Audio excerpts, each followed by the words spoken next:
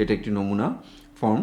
তো এই যে উপরে লিথোকোড, এইখানে আপনি কোনো দাগ দিতে পারবেন না। যদি এইখানে আপনি কোনো দাগ বা কোনো কিছু যদি দেন, তাহলে সরাসরি আপনার ওএমআরটি বাতিল হয়ে যাবে।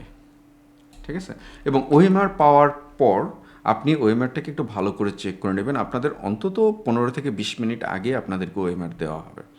আপনি ওএমআরটাকে চেক করে দিবেন যে কোথাও এক্সট্রা কোনো কালি আছে কিনা, ছেঁড়া ফাটা আছে কিনা। শুরুতে এটা আপনি চেঞ্জ করে নেবেন। বাংলাদেশ সম্পর্কে বাংলায় 3টি এবং ইংরেজিতে 2টি বাক্য লিখুন। আপনি বাংলাদেশ সম্পর্কে বাংলা এবং ইংরেজিতে যে কোনো 2টি বাক্য বা 3টি, বাংলায় 3টি এবং ইংরেজিতে 2টি। এটার মূলত করা হচ্ছে যেটা, এই অংশটুকু আপনারা যখন ভাইভাতে যাবেন তখন এই অংশটুকু আপনাদেরকে শনাক্ত করার জন্য, এই অংশটুকু অর্থাৎ যারা বডি চেঞ্জ করে পরীক্ষা দেন তাদের জন্য। এটা খুব ভালো একটা উদ্যোগ। আগের অনেক পরীক্ষাগুলোতে এটা ছিল। তবে চোরে না শুনে ধর্মের কাহিনী, চোর তো মক্কায় গেলেও জুতো চুরি করবে, তাই না? তো বিষয়টা হচ্ছে যে সাধারণ যারা আছেন এইটার জন্য কোনো মার্কস হবে না, এইটার জন্য কোনো মার্কস নেই।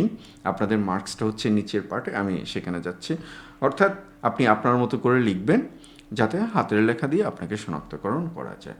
রোল নাম্বার বাংলায় লিখবেন এইখানে।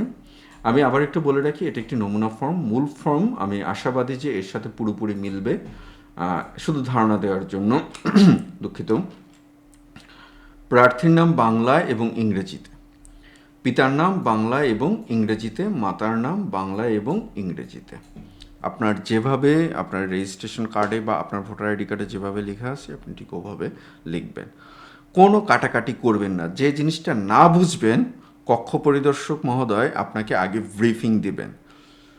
যদি আপনার বুঝতে সমস্যা হয়, আপনি আবারও স্যার, সম্মানিত কক্ষ পরিদর্শক স্যারের কাছে সেটা জিজ্ঞেস করে নেবেন।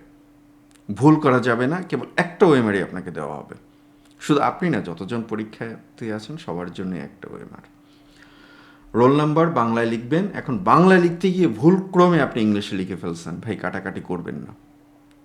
যেভাবে আছে যতটুকু লিখছেন অতটুকু ওভাবে রাখেন। কাটাকাটি করলে মেশিন পড়তে পারবে না।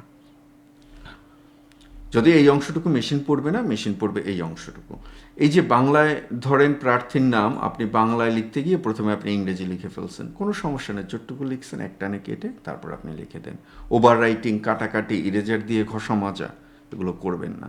আর এই যে ফর্মের যে স্যাম্পলটা আছে, এটা আমাদের যে গ্রুপ আছে